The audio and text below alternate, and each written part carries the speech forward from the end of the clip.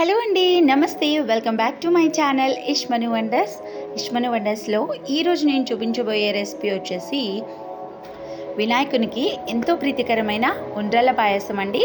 చాలా టేస్టీగా మనం ఇంట్లో ఎలా ప్రిపేర్ చేసుకోవాలో ఇప్పుడు చూద్దాం. దానికంటే ముందు నా ఛానల్ ఎవరైనా ఫస్ట్ టైం చూస్తున్నట్లయితే ప్లీజ్ దయచేసి లైక్ చేయండి, అదేవిధంగా సబ్స్క్రైబ్ చేయడం మాత్రం అసలు మర్చిపోవద్దు. ఇప్పుడు ప్రాసెస్ ఏంటో చూద్దాం.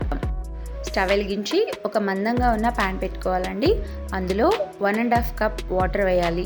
వాటర్ రోలింగ్ బాయిల్ వచ్చేంత వరకు మనం బాయిల్ చేసుకొని అందులో 1 కప్ రైస్ ఫ్లోర్ వేయాలండి.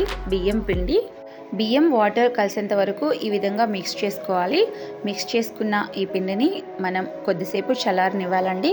మనకి పిండి చల్లారిపోయిన తర్వాత మనం ఇక్కడ చూపిస్తున్న విధంగా రౌండ్ బాల్స్ని చుట్టుకోవాలండి.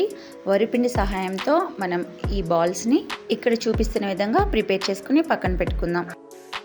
ఇప్పుడు ఒక గిన్నెలో 1 స్పూన్ నెయ్యిని యాడ్ చేసుకోవాలండి.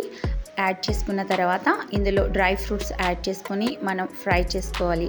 డ్రై ఫ్రూట్స్ అనేవి గోల్డెన్ బ్రౌన్ కలర్ వచ్చేంత వరకు ఫ్రై చేసుకుని మనం పక్కన పెట్టుకుందామండి. ఇప్పుడు అదే ప్యాన్లో ఒక 1/2 లీటర్ వరకు వాటర్ వేసుకొని బాయిల్ చేసుకుందామండి.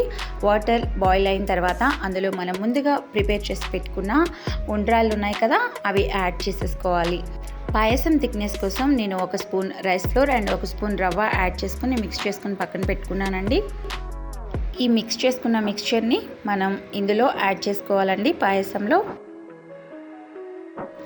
అంతా ఒకసారి మిక్స్ చేసుకున్న తర్వాత మనం ఒక 10 మినిట్స్ కుక్ చేసుకోవాలండి.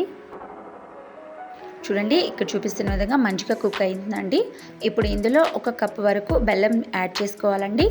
మీ ఇష్టానికి అనుగుణంగా మీరు బెల్లం లేదా షుగర్ని కూడా యాడ్ చేసుకోవచ్చు అండి. నేనైతే బెల్లం తీసుకున్నా అండి.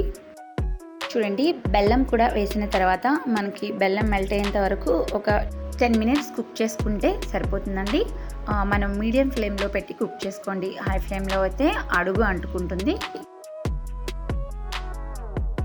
చూడండి, పాయసం అనేది మనకి మంచిగా కుక్ అయిపోయింది.